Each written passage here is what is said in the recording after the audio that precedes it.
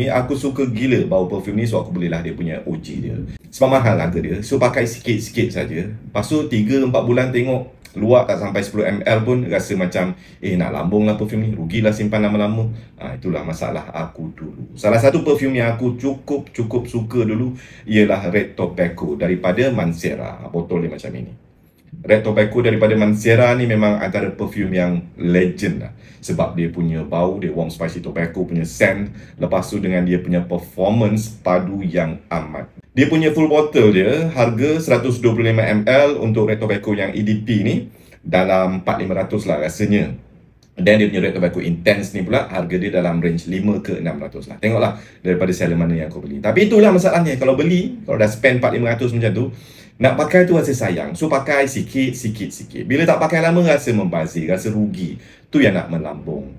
Tetapi untuk orang yang macam aku ni ada masalah macam itu. Aku ada dia punya penyelesaian untuk diri aku sendiri. Manalah tahu ini pun boleh jadi penyelesaian untuk korang juga. Zindor pun ada juga Red Tobacco.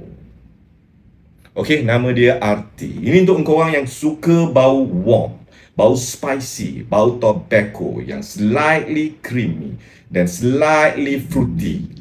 Memang kena grab yang ini.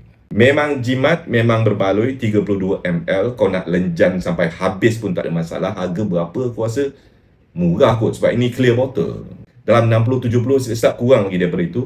Bau macam Red Tobacco, bau warm, spicy tobacco scent. Warm tu maknanya bila kita pakai tu dia bagi macam feel, vibe yang macam warm. So perfume ni sesuai pakai tempat yang sejuk, indoor, aircon. Dan dia ada apa tu, spicy punya notes tu daripada dia punya cinnamon, kayu manis. So perfume ni bagi bau yang manis. Dan dia ada tobacco punya scent, bau tembakau. Dan yang slightly fruity. Sebab kat dalam ni dia ada green apple, lepas tu dia ada white pear, and then dia ada saffron. Dry down dia, kombinasi bau-bau yang tadi tu, bau yang manis, tembakau, yang spicy. Bila dah dry down dia akan jadi sedikit berlemak sebab dalam ni ada vanilla, ada sandalwood.